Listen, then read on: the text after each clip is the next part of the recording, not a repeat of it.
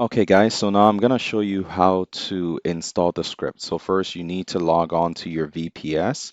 So if some of you, if you already have the, the remote desktop icon there, you can click it. If not, just go to the search tab here and type remote, and then click remote desktop connection.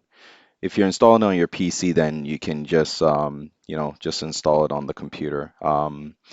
But it's pretty much the same, similar steps that you will use. So I need to connect to my remote desktop. So let me put in my IP address here for my VPS. Dot two dot 173. I'm gonna click connect. Okay, put in my password to connect to my VPS. And if you're not using a VPS, then you can skip this step here. Okay, so once you're on your computer or your VPS, if you're using a VPS, open your browser window. Doesn't matter which browser it is, just open the browser window and then use the link that I sent you for the Google Drive. Okay, the Google Drive that I sent you, and you're gonna paste it into the address bar. Oh, sorry. Let me quickly grab the link here. Okay, so you're gonna paste it into the address bar.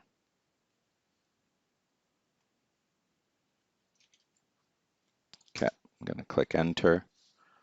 Make this bigger so you can see it.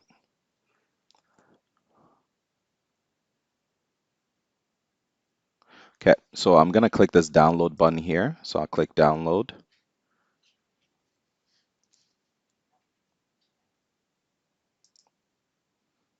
Click it again here.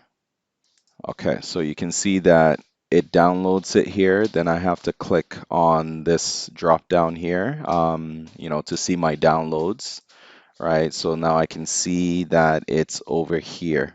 Okay, so let me just go ahead and for now, I'm not gonna do anything with it. Let me just keep it here for now.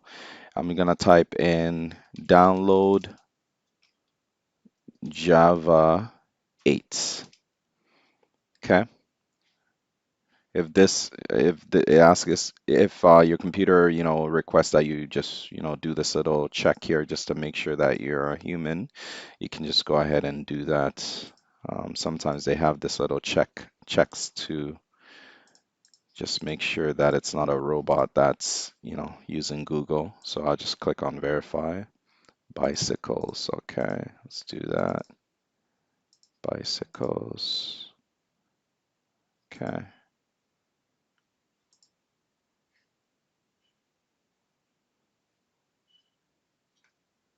Okay, so now that I've done that, the one I'm looking for is Java downloads for all operating systems. That's the one you're going to click on. So I click on it. Okay, I go to Windows Offline 64-bit. So I click on that one. Okay, and I see that it's downloading here. And then I'm just going to go ahead and click on it to install. And I'm going to wait till it pops up. Okay, then I'm going to click install. Then it's going to be doing its thing here to install. So let me just wait for that to be done.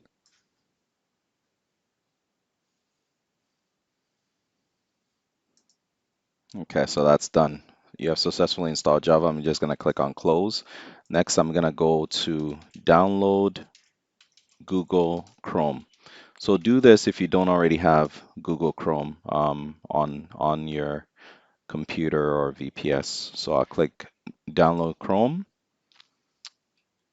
Okay, and I'll click download Chrome.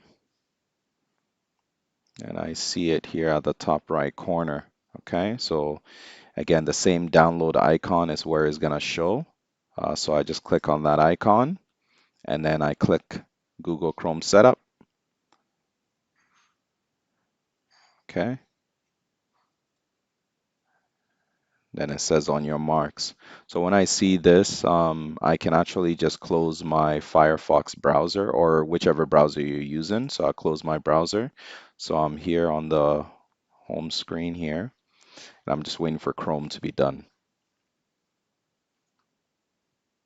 Okay, it says installation complete. I'm just going to click close, so we're done with that.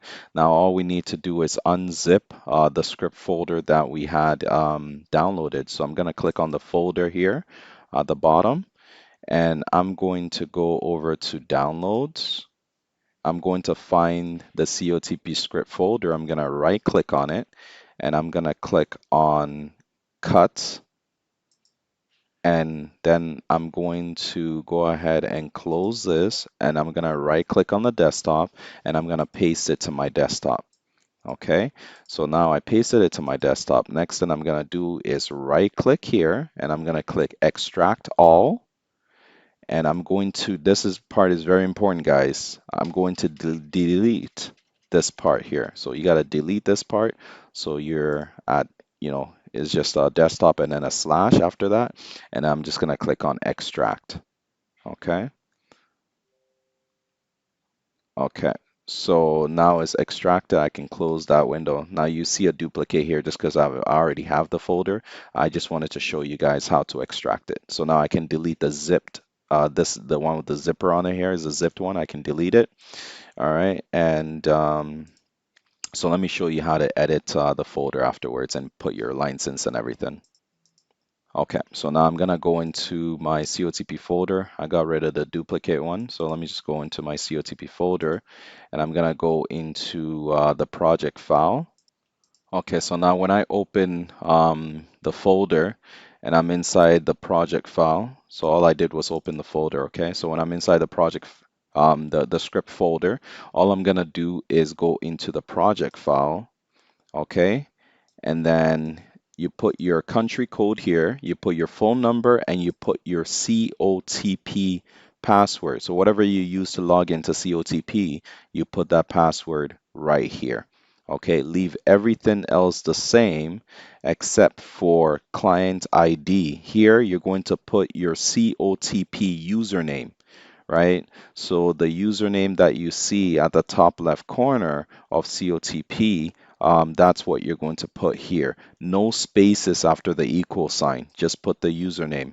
Okay. So exactly how you sent me the username, that's how you're going to put it there. And the license, you're going to put the license that I gave you. Again, no spaces after the equal sign. Okay. You have to put the license in there. And then after that, and I purposely left out my password here, but you're going to put your password here for COTP, right? And then after that, you save this. So once you do that, you hit file and then you click on save to save it. Okay, you hit file, save, and then you close it out. And then after that, you're going to double click run.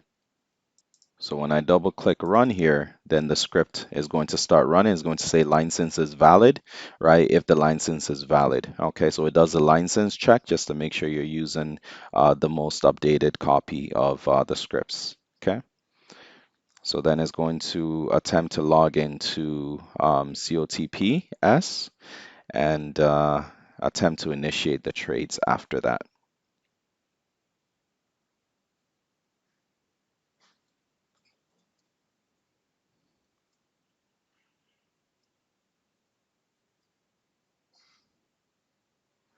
So it's checking to see it saw a balance in the transaction that has not been moved over to the wallet yet. So it's going to check now every 600 seconds until it takes the trades, and then it'll go back to checking every 2 hours, which is 7,200 seconds. So at this point, you're okay.